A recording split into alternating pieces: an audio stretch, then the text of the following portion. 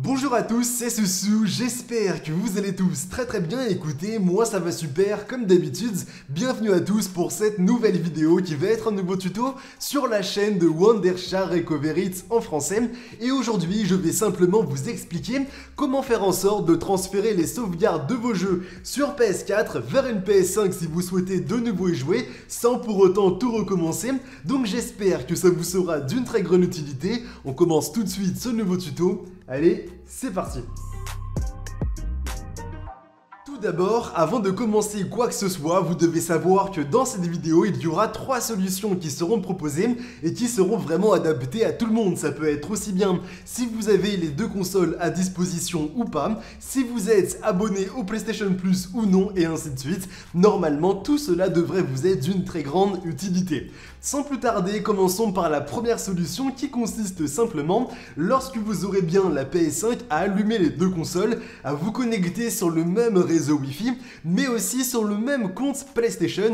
Et lorsque vous l'aurez bien fait, vous allez avoir la possibilité d'effectuer un transfert entre la PS4 et la PS5. Si vous souhaitez un conseil, mettez pourquoi pas un câble Ethernet entre les deux consoles afin d'accélérer le processus, et ainsi vous allez réussir d'une manière super simple à bien transférer ce que vous aviez sur la PS4 directement sur votre PS5. Mais pour cela, vous devrez impérativement avoir les deux consoles à disposition. Si vous avez peut-être opté pour vendre la PS4 et ainsi vous acheter la PS5, malheureusement cela ne pourra pas fonctionner. Désormais, la deuxième solution va consister à tout mettre en ligne directement sur le cloud, et vous allez voir que c'est quelque chose de super simple. Mais surtout, si vous souhaitez peut-être faire reprendre la PS4, vous aurez la possibilité simplement de suivre ce tuto et cette solution précise. De cette manière, il vous suffira sur la PS4 de vous rendre dans les paramètres et ensuite dans la gestion des données d'application, et exactement comme moi dans tout ce qui est lié au stockage des systèmes.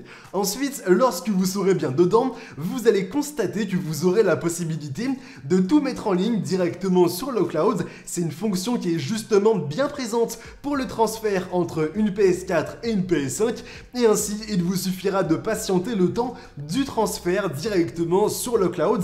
Mais pour cela, vous aurez impérativement besoin d'une connexion internet. Ensuite, lorsque tout sera bien mis en ligne sur le cloud, il vous suffira soit du coup de garder la PS4, soit sinon pourquoi pas de la faire reprendre afin de diminuer légèrement le prix de la PS5. Et lorsque vous aurez bien la PS5, vous allez vous rendre exactement au même endroit, sauf que cette fois-ci, vous aurez la possibilité de récupérer directement les données qui sont hébergées sur le cloud dans tout ce qui est lié à votre compte PlayStation.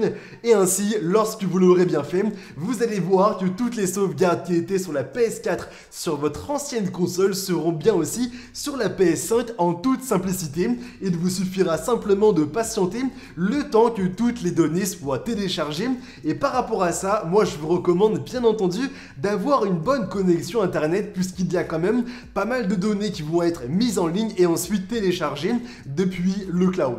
Enfin, la troisième solution va désormais consister à utiliser un disque dur externe qui doit impérativement être compatible avec le USB 3.0 afin qu'il soit reconnu par la PS4 et par la PS5. Comment ça va se passer? Il vous suffira de vous rendre exactement au même endroit qu'il y avait juste avant dans la deuxième solution, c'est-à-dire dans les paramètres, dans la gestion des données d'application et dans tout ce qui est lié au système et au stockage. Et lorsque vous serez bien dedans, vous allez constater que bien entendu, il y a la possibilité de tout mettre en ligne sur le cloud, mais vous aurez besoin pour cela du PS Plus. Et si vous n'avez peut-être pas le PS Plus et que vous souhaitez tout de même faire reprendre la PS4 que vous avez, c'est vraiment cette troisième solution qu'il vous faudra. Donc, il vous suffira désormais de choisir un emplacement USB. Donc, ça marche aussi bien avec un disque dur externe et une clé USB, mais assurez-vous tout de même que la clé USB ait suffisamment d'espace. Et lorsque vous l'aurez bien fait et que tout sera bien mis en ligne